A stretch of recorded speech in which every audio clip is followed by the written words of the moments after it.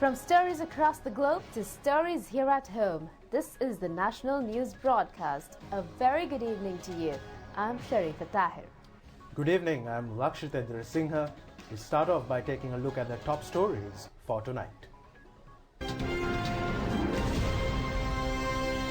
The fourth session of the 8th Parliament will be declared open under the patronage of the President. Leader of the House Minister Dinesh Gunawardena, Chief Government Whip Minister Johnston Fernando, Chief Opposition Whip MP Gayantha Karunatilaka. Motion filed to obtain bail for Rumi Mohammed has been rejected. Minister Bandula says necessary solutions will be provided for the issues pertaining to university students and lecturers. We move on to those and other stories in detail now. Fourth parliamentary sessions of the 8th Parliament will commence tomorrow. The session will be declared open under the patronage of President Gotabaya Rajapaksa. A decision was reached to conduct the ceremony to open the parliamentary session in a simple manner. President Gotabaya Rajapaksa is scheduled to chair the inaugural meeting of the session. Ms. Bearer Narendra Fernando said that the Speaker of the House, Secretary General, Deputy Secretary Generals and Assistant Secretary Generals will assume their respective seats. The President will proceed to the location where the Speaker will be seated, he added. He further added that the President will assume a special seat with his presidential flag and will not assume the seat of the Speaker. Within the provisions allocated under the Article 33(2) of the Constitution, the President expected to present the policy statement of the new government to the Parliament. Subsequently, the President will temporarily suspend the session until 1 p.m. and this event will be live telecast on the national television from 9:25 a.m. onwards. The parliamentary session will be reconvened at 1 p.m. under the patronage of Speaker Karuja Surya. During the session, the names of the parliamentarians who have been nominated for the new leader of the opposition, Leader of the House, Chief Government Whip and Chief Opposition Whip positions will be announced. Accordingly, parliamentarian Sajid Premadasa is expected to be named as the Leader of the Opposition. Minister Dinesh Gunawardena and Minister Johnston Fernando have been named for the posts of Leader of the House and Chief Government Whip respectively. UNP parliamentarian Gayantha Karunatilaka has been named as the Chief Opposition Whip. Now, State Minister Janaka Wakkumbura says that the government has no intention to prorogue the parliamentary session scheduled to be declared open tomorrow. He said that the parliamentary proceedings will be carried out properly amid any hindrances. The State Minister made these remarks during a media briefing held at the Sri Lanka Podujana Peramuna party office. State Minister Janaka Wakkumbura said that the government has no intention to prorogue the parliamentary session scheduled to be declared open tomorrow. He said that the government has the responsibility to fulfill the aspirations of 6.9 million people. However, he said that in their opinion, the parliament should be prorogued as the parliament portrays a distorted representation which is not the representation of the 6.9 million people of the country. The State Minister said that a parliament should be established to fulfill the aspirations of the public. He said that they believe that the President will fulfill this aspiration from his first opportunity. However, he added that the parliament will have to be continued for the next couple of months as the parliament cannot be dissolved until the completion of 4.5 years in accordance to the 19th Amendment to the Constitution. Therefore, he said that the parliament will not be prorogued and will face any challenges posed against them. In the meantime, a parliamentary group of United National Party held a meeting at the parliamentary complex today. The meeting was held under the patronage of party leader Ranil Wickremesinghe. Parliamentarian Mujibur Rahman said that the Speaker will make the official announcement tomorrow declaring parliamentarian Sajid Premadasa as the Leader of the Opposition. He said that no parliamentary tradition is in place to take a vote on the throne speech as emerged in the discussions.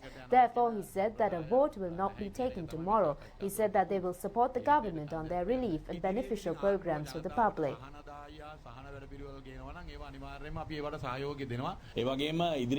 Parliamentarian J.C. Alawattuwala said that a decision was held over the future sanctions or rather functions of the party in the parliament during the next time period. He said that they will extend their fuller support to the government on their relief and beneficial programs to the public. The Hector Kobakadu Agrarian Research and Training Institute has indicated that the market price rates of vegetables are set to decline in the next 2 weeks. They have pointed out that this has been consequent to the vegetable harvest of the Maha season reaching the markets.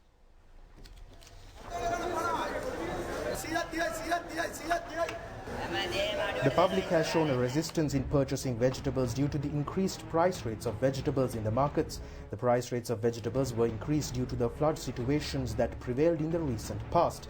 The consumers have pointed out that the price rates of vegetables should also be controlled. However, a considerable decline in vegetable prices was observed in the markets today. The consumers expect the price rates will be further reduced in the near future.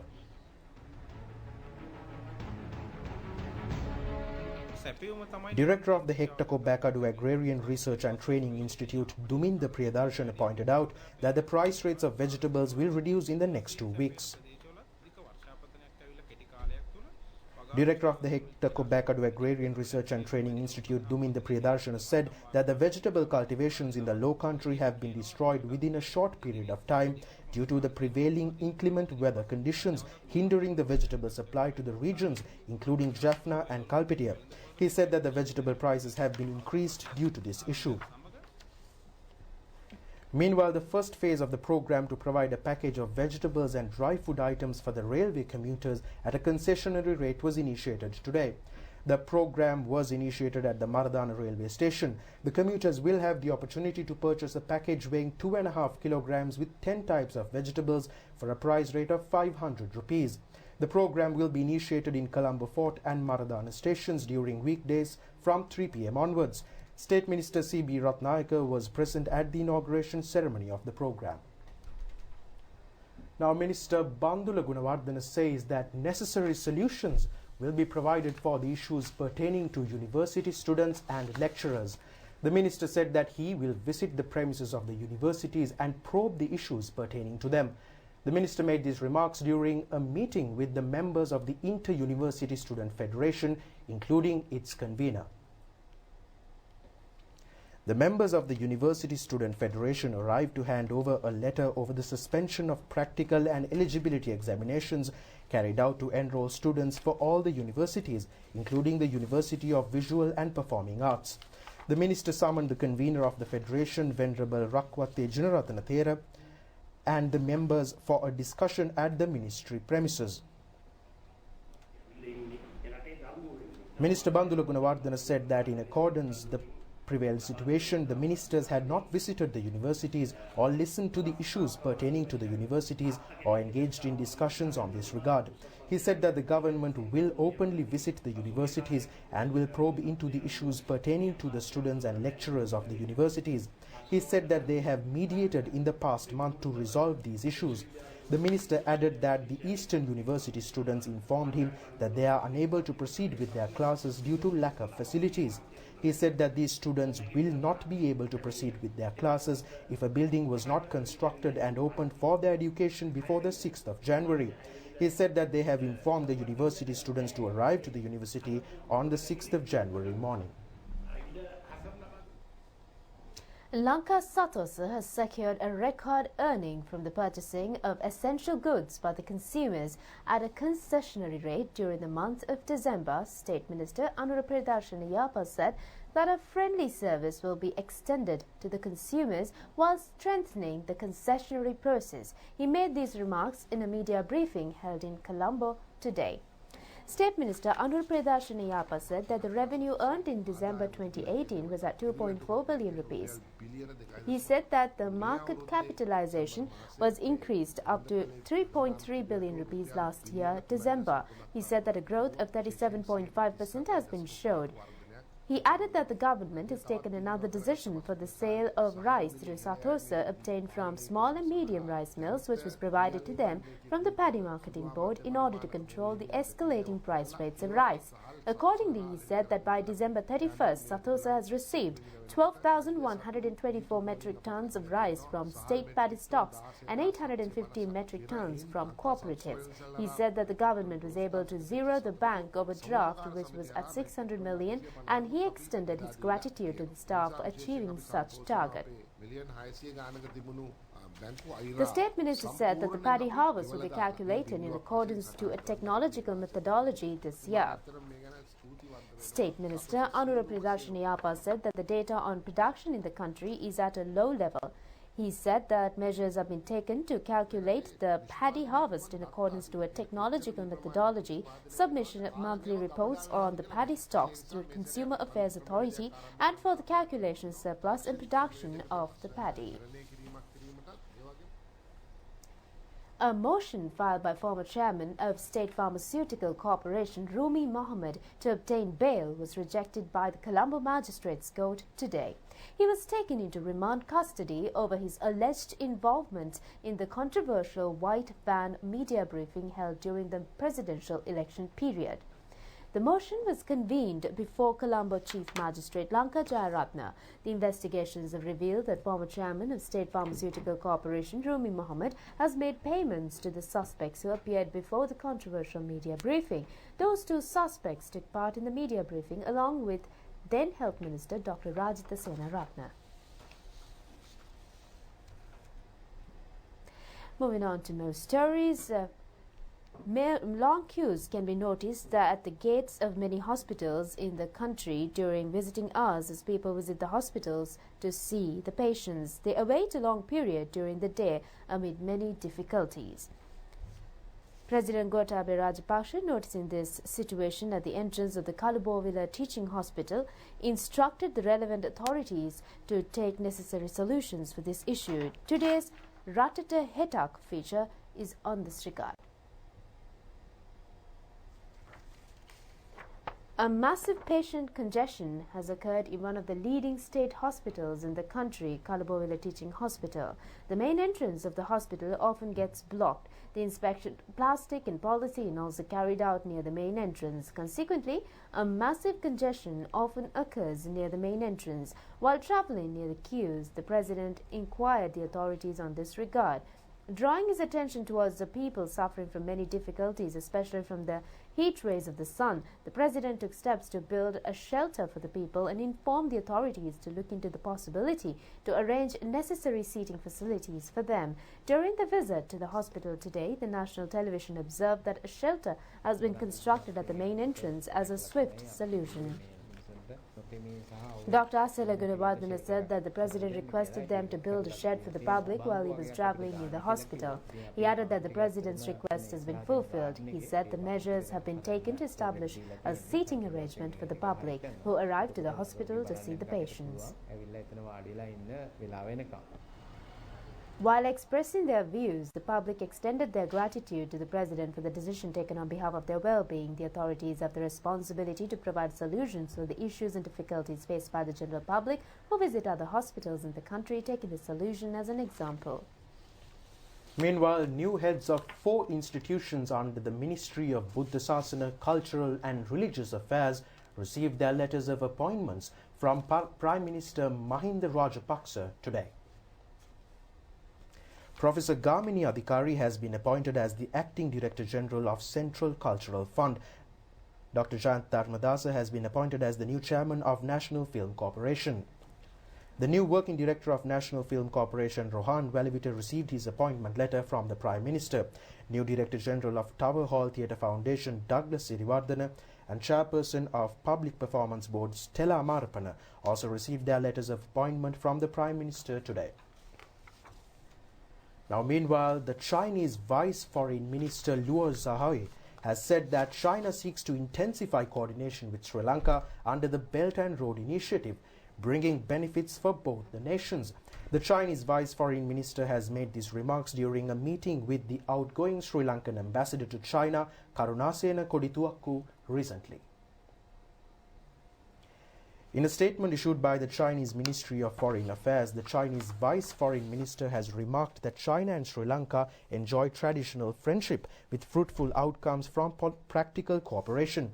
The Foreign Minister has emphasized that both sides should intensify coordination, enhance high-level exchanges, and promote mutually beneficial cooperation under the framework of the Belt and Road Initiative to constantly bring benefits to the two countries and the two peoples. The Sri Lankan envoy has thanked the Chinese side for offering support and assistance for his fulfillment of duty and expressed that the friendship with China is the consensus of all sectors in Sri Lanka. Ambassador Kodituakku has appreciated the Chinese assistance from Sri Lanka's economic and social development and is willing to strengthen cooperation with the Chinese side in all areas and push for constant and new progress in bilateral relations. Iranian ambassador to Sri Lanka Mohammad Zafari Amirani called for improved bilateral cooperation and friendship between Iran and Sri Lanka. Ambassador Amirani made these comments when he called on Defence Secretary retired Major General Kamal Gunaratne at his office today. During the cordial discussion, Ambassador Amirani praised the Sri Lankan government's commitment in handling the police and the armed forces to maintain peace in the country. He also briefed the Defence Secretary on the present political situation in his country and informed him over the training opportunities that could be offered to the Sri Lankan police and armed forces personnel in Iran. While thanking the Iranian ambassador's gesture of goodwill, Defence Secretary Gunaratne said that he is looking forward to improve bilateral relations with Iran. Now, Minister Mahinda Amaravira says that the final decision on the abolishing of the semi-luxury bus service will be announced in 1 week. This was revealed during a meeting held with several representatives of the semi-luxury bus service yesterday. A survey carried out by the National Transport Board has revealed that an inadequate service has been rendered through the relevant buses. 68% of the commuters who participated in the survey have stated that the relevant service is no longer required. 8% of the commuters have indicated that they have utilized the services without knowing the buses were semi-luxury. During the meeting, the representatives of the semi-luxury bus service have requested to amend the title of the semi-luxury services into limited stops express services and allowed to continue the service. The minister has rejected the proposal as the price of the ticket for the service has not been amended. He has mentioned that the semi-luxury buses should adhere to provide necessary facilities and should only stop at limited bus stops as imposed by the National Transport Commission.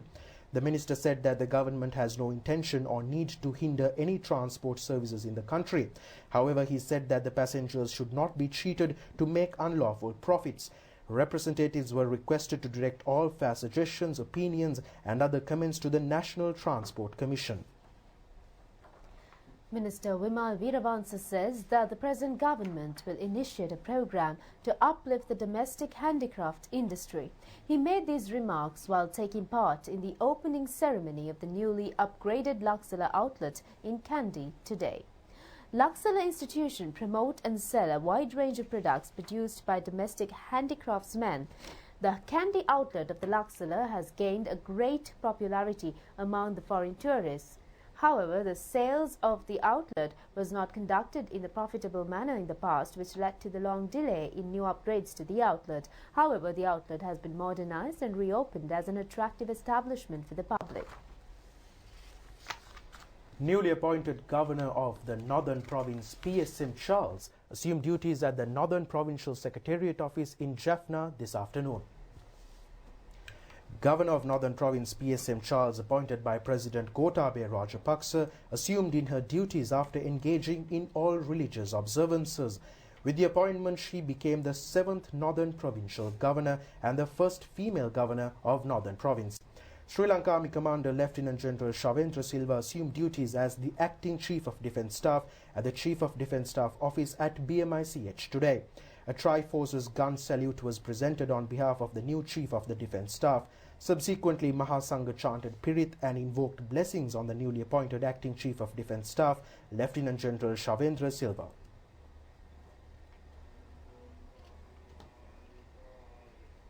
Badul, Nuwara districts in the Central Highlands have been filled with tourists at present.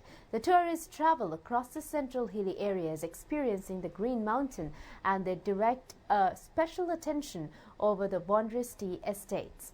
The tea estates in the Central Highlands have transformed into the greenish covers with the recent rainfall which occurred in the hill country in the recent past. The representatives in the field of tea industry have said that the tourists show a keen interest to learn and obtain an understanding over the tea plantation in Sri Lanka and enthusiastically engage in tea factory visits while travelling through the scenic and lavish plantations in the hilly region.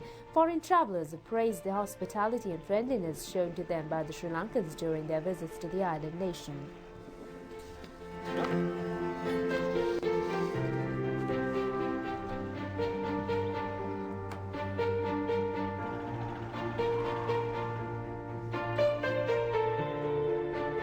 There were troubles earlier in the year, but we found it a very warm, friendly, safe, hugely enjoyable place to come. Sri Lanka is one of the most beautiful places we've ever visited. People are really friendly.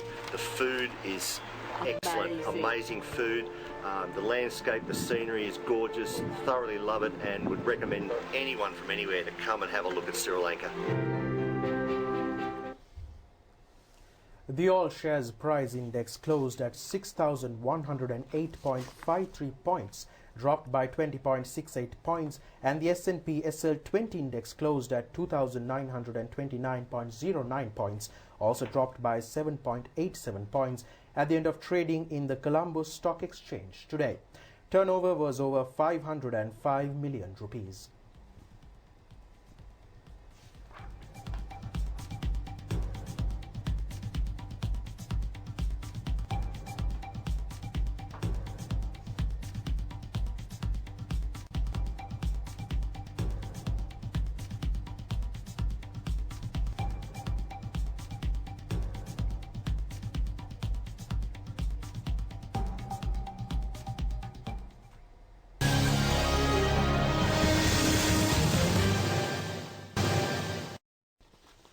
And in taking a look at the sports news for today, Sri Lankan 2020 cricket captain Lasith Malinga says that the upcoming tour to India is a valuable opportunity to prepare for the 2020 International Cricket World Championship.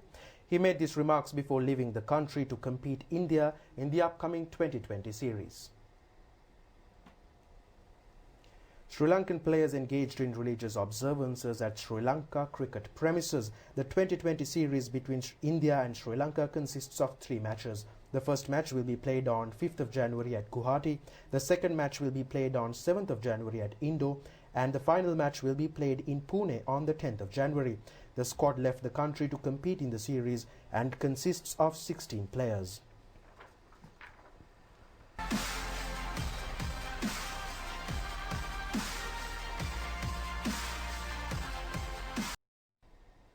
And before we wind up, a quick look at the weather. Met Department says that showers or thunder showers will occur at several places in central, Sabaragamuwa, western, Uva, north central, eastern and southern provinces tonight.